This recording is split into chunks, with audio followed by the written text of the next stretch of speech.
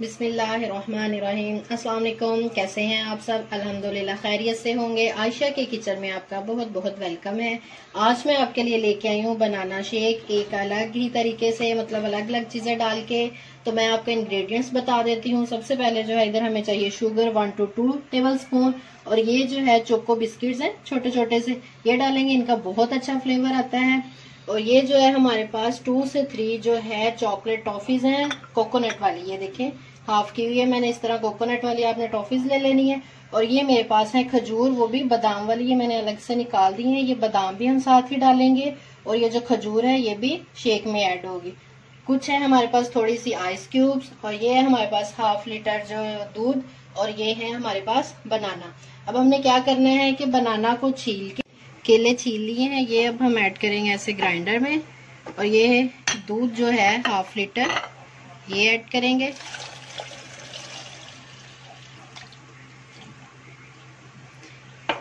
इसके साथ ही हम 2 टेबल स्पून जो है इसमें चीनी के ऐड करेंगे। और इसी तरह जो है ये कोको थे 4 से 5 अदद जो है हम ये ऐड करेंगे। और जो हमारे पास टॉफीज थी चॉकलेट वाली वो ऐड करेंगे। तो ये मैंने खजूरों वाला जो पेस्ट है उसमें से ये ऐसे बादाम वाली खजूरें वो निकाली थी, ये देखिए हम इनको ऐड कर देंगे। बादाम भी साथ ही गए और ये खजूर का पेस्ट भी साथ ही गया। अब हम इसको 2 से 3 मिनट के लिए ग्राइंड करेंगे।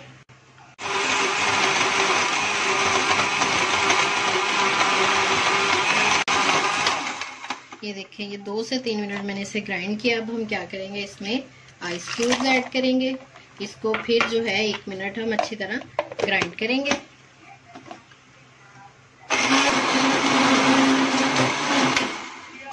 Banana milk shake with chocolate chocobar सब रेडी है। ये देखिए कितना प्यारा कलर आया है इसका। ये अब हम सर्व करेंगे। ये देखिए